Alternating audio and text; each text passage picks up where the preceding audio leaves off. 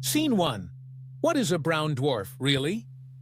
A brown dwarf is not a planet, and it's not quite a star either.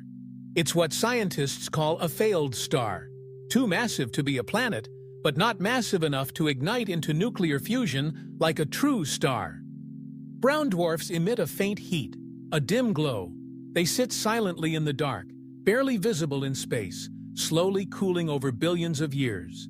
And unlike planets, they're born from gravitational collapse. Now ask yourself, what if Earth somehow underwent that collapse? Scene 2. Earth's impossible mass gain. To become a brown dwarf, Earth would need at least 13 times the mass of Jupiter, over 4,000 Earths packed into one. It's impossible under natural conditions, but in a speculative universe, maybe through runaway accretion, alien megastructure experiments, or collision with a gas giant, Earth reaches the threshold. The pressure builds. Gravity intensifies. The core fuses deuterium for a brief moment, and then Earth is no longer a planet. It becomes a brown dwarf. Scene 3. The transformation begins.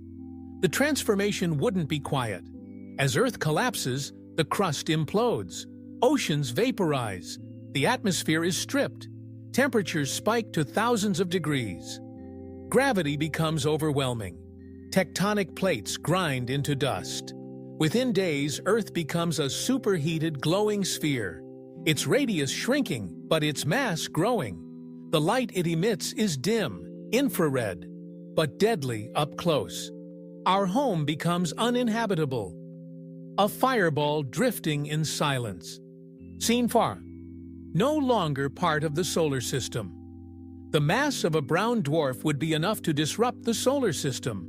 Orbits of the Moon, Mars, even Jupiter would shift slightly. If Earth retained its orbit, it would no longer be Earth, just a burnt-out husk glowing dimly. But more likely, its increased mass would pull it inward, or even slingshot it out of the solar system entirely. Our once lush world cast adrift between stars, alone, invisible to the naked eye. Scene 5. What happens to humanity? In this scenario, Earth as we know it ends, but perhaps humanity survives, escaping in time, building cities on Mars, Titan, or deep space stations. We might look back at the dying light of Earth, a ghost planet, and remember it not as a loss, but as a warning.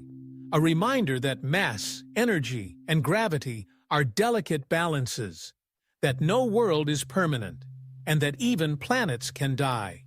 Scene 6. Could brown dwarfs host life? But here's the twist. Brown dwarfs may not be entirely dead.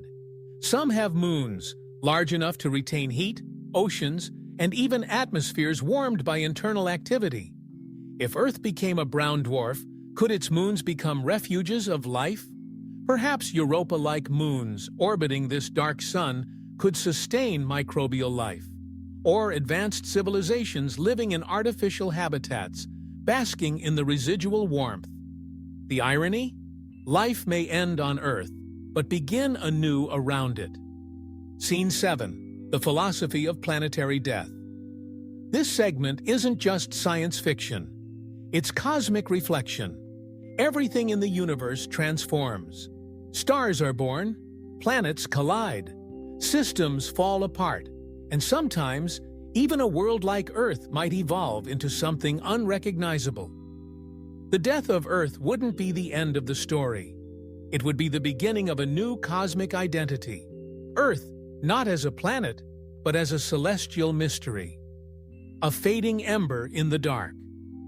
Outro.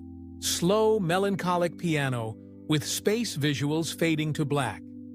So, what if Earth collapsed into a brown dwarf?